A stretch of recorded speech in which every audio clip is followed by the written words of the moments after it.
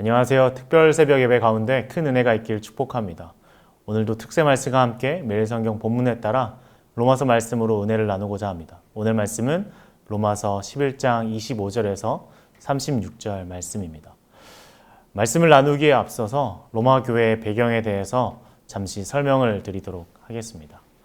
사도행전 18장 2절 말씀을 읽어드리도록 하겠습니다.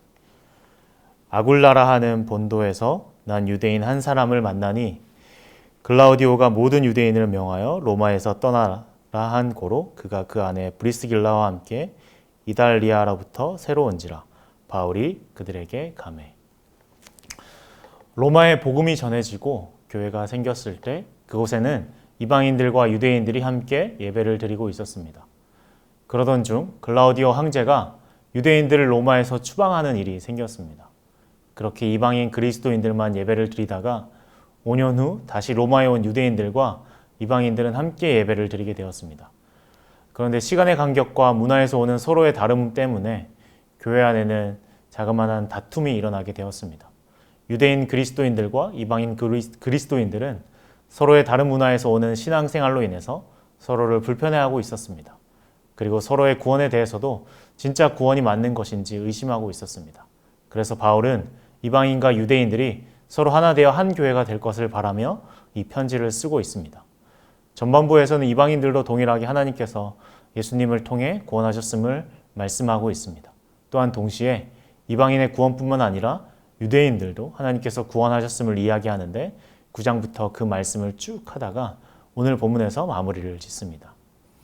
오늘 말씀을 시작하며 이방인 그리스도인 형제들에게 스스로 지혜 있다고 말라고 말하고 있습니다. 당시 이방인 그리스도인들 중에서 스스로 지혜 있다고 말하며 유대인들의 구원에 대해서 함부로 말을 하는 이들이 있었습니다.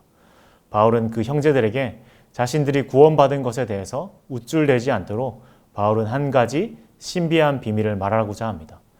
형제들이 스스로 지혜 있다고 말하는 모든 것들이 틀리다는 것을 보여주고 있습니다. 이방인 그리스도인들이 스스로 지혜 있다고 여기며 구원이 이방인에게만 있다고 말할 때 그것은 교만이 되었습니다. 구원받을 자격과 기준에 아무것도 많지 않던 이들이 예수 그리스도의 긍휼로 구원받고 난 후에 다른 이들을 다시금 자기들만의 기준으로 바라보며 구원을 논하고 있는 것입니다. 저런 사람들은 구원받아서는 안 돼.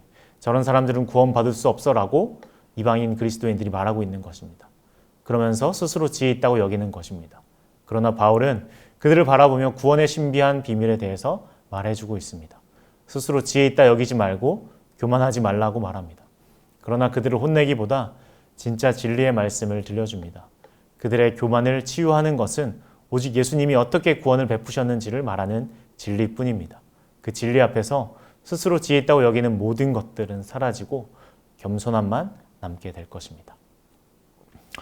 그럼 이스라엘의 구원은 어떻게 되는 것일까요? 그것에 대해서 바울은 설명합니다. 26절 말씀을 잠시 읽어드리도록 하겠습니다. 그리하여 온 이스라엘이 구원을 받으리라. 기록된 바 구원자가 시온에서 오사 야곱에게서 경건하지 않은 것을 도리지키시겠고. 이방인의 풍성한 수가 차기까지 구원을 받을 것입니다. 또한 온 이스라엘도 구원을 받을 것입니다. 여기에서 온 이스라엘이라 함은 국가적인 전부를 말하는 것일까요? 아니면 예수님을 믿는 자들만 말하는 것일까요? 과연 누구일까요? 마치 이방인의 충만한 수가 들어오는 것처럼 온 이스라엘도 하나님이 택하신 충만한 수를 가리키는 것입니다. 하나님께서 택하신 완전한 이스라엘을 말하고 있습니다. 이스라엘 백성들은 분명히 경건하지 못했습니다. 예수 그리스도를 찾지 않을 뿐만 아니라 예수를 죽이고 그를 버리기까지 했습니다. 그럼에도 불구하고 예수님은 분명히 이스라엘 백성들을 구원하실 것입니다. 왜 이스라엘 사람들을 구원하실까요? 27절 말씀을 보니 내가 그들의 죄를 없이 할 때 그들에게 이루어질 내 언약이 이것이라 함과 같으니라. 이스라엘 사람들을 구원하신 이유는 하나님께서 맺으신 언약 때문입니다. 하나님께서 그들을 분명히 구원하실 것이라 약속했기 때문에 하나님의 신실하심으로 이스라엘 백성들을 구원하실 것입니다. 28절 말씀을 잠깐 보면 복음으로 하면 그들이 너희로 말미암아 원수된 자요 택하심으로 하면 조상들로 말미암아 사랑을 입은 자라. 이스라엘 백성들을 복음의 측면, 즉 예수님의 좋은 소식이 전달되는 부분에서 본다면 그들은 하나님과 원수된 자들이었습니다. 하나님과 원수됨으로 말미암아 복음은 이스라엘 백성들에게 전달되지 못했고 이방인들에게 전달되었습니다. 결국 하나님과 원수된 이스라엘 백성들로 인해서 이방인인 우리가 구원을 받게 된 것입니다. 이스라엘 백성은 하나님과 원수된 자들이었습니다. 그러나 그들은 하나님과 원수된 자들이기 이전에 사실은 이방인들보다 먼저 택하심을 받고 하나님의 사랑을 받은 자들이었습니다. 그러니 그들은 지금은 비록 원수가 되었을지라도 그들은 여전히 하나님의 사랑하는 자녀들이요 하나님이 기뻐하시는 자들이었습니다. 여전히 그들은 하나님의 구원의 선물을 받기에 조금도 부족함이 없는 자들이고 하나님의 구원을 부르심에 받기에 부족함이 없는 자들이었습니다. 그러니 29절 말씀에도 하나님이 이스라엘을 다시 부르는 것에 하나님은 절대로 후회하실 분이 아님을 분명히 말하고 있습니다. 이 말씀을 듣는 이방인들은 분명히 바울에게 이렇게 말했을지도 모릅니다. 어떻게 그들은 하나님의 사랑을 받았으면서도 원수가 될 수 있냐고. 그럴 수는 없다고. 그건 정말 하나님을 욕보인 거 아니냐고 따졌을지도 모르겠습니다. 그러나 바울은 말씀합니다. 30절에 이방인 너희도 원래 하나님께 순종하지 않은 자들이었다. 너희의 구원이 너희가 대단해서도가 아니고 너희가 구원받을 자격이 있어서도 아니다.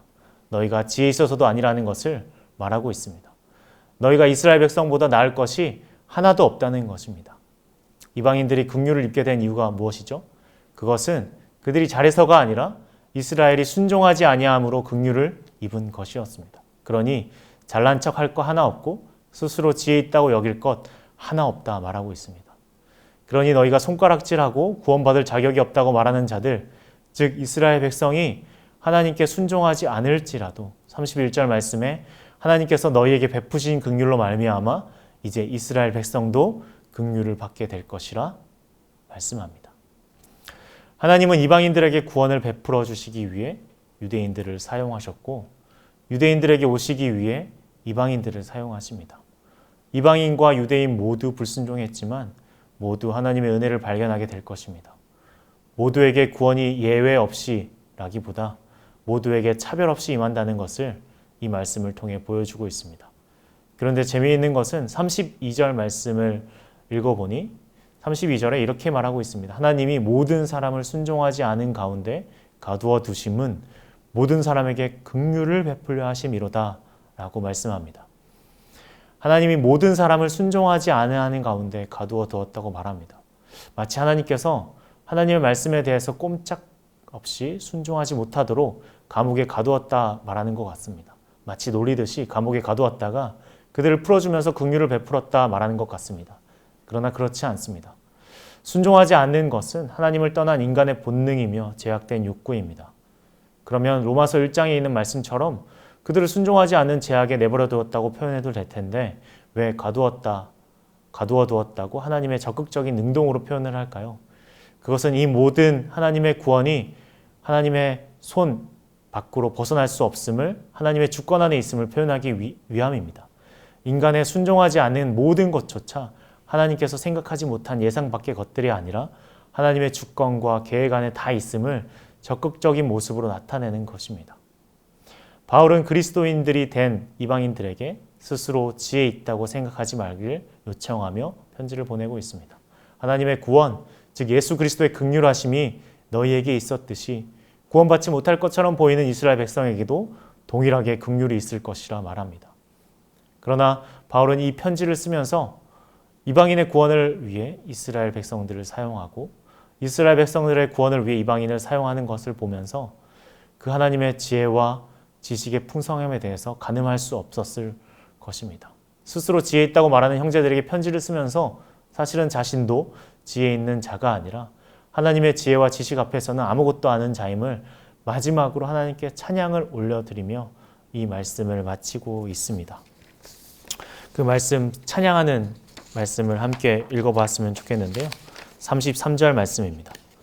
깊도다 하나님의 지혜와 지식의 풍성하며 그의 판단은 헤아리지 못할 것이며 그의 길은 찾지 못할 것이로다. 34절부터 36절 말씀도 함께 읽어드리겠습니다. 누가 주의 마음을 알았느냐? 누가 그의 모사가 되었느냐? 누가 주께 먼저 드려서 갚으심을 받겠느냐? 이는 만물이 주에게서 나오고 주로 말미암고 주에게로 돌아감이라. 그에게 영광이 세세에 있을지어다. 아멘. 찬양은 우리 자신이 얼마나 연약하고 무능하며 하나님께 전적으로 의존하는 존재인지 아는 것으로부터 나옵니다. 구원의 신비, 예수 그리스도를 죽이시기까지 우리를 긍휼히 여기시고 사랑하시는 그 구원이 도무지 인간의 본능과 인간의 지식, 지혜로는 이해되지 않는 것입니다. 그러니 그것을 일일이 설명하기보다 기쁨과 찬양으로 하나님께 올려드리는 것입니다. 우리가 다 파악할 수 있는 분이 하나님이라면 그분은 하나님이 아니라 그저 우리 손안에 있는 우상에 불과할 것입니다. 그리고 또한 우리가 하나님의 뜻을 이해하지 못했다고 해서 근심할 필요는 없습니다. 분명한 것은 우리를 구원하시고 우리를 영원한 생명 가운데 거하게 하셨다는 것은 분명하기 때문입니다. 말씀을 정리하겠습니다. 우리는 구원받은 자들입니다. 그 사실은 분명한 사실입니다. 그러나 어느새 우리의 구원이 남들을 긍휼히 여기는 시선이 아닌 판단하는 자리가 되지 않았는지 돌아보아야 합니다. 저 사람도 구원받을 수 있나? 저 사람은 아니지. 어떻게 저럴 수 있지? 어떻게 교인이 저럴 수 있지? 저 사람은 내가 보기엔 지옥 갈 사람이야. 라고 어느새 내가 구원받은 자가 아닌 구원하는 자의 위치에서 하나님의 긍휼하심을 잊진 않았는지 돌아보아야 할 것입니다. 다른 이들을 바라볼 때 우리의 구원받기 이전을 생각해 봅시다. 아니, 지금도 신앙생활을 하며 하나님의 긍휼이 아니고선 나는 단 하루도 온전히 설 수 없는 자라는 것을 고백하듯이 다른 이들도 하나님의 긍휼과 사랑이 필요한 자임을 기억합시다. 그렇게 긍휼의 시선으로 다른 이들을 바라봅시다. 그리고 우리는 하나님의 구원의 신비, 구원의 기다림, 구원의 계획을 완전히 이해할 수 없습니다. 그러하기에 우리는 누군가를 판단하고 누군가를 정죄하기보다 찬양의 자리로 나아가 하나님, 오늘도 하나님의 선하심을 찬양합니다라는 고백으로 찬양의 자리에서 하루하루 살아가는 여러분들이 되시길 진심으로 축복합니다.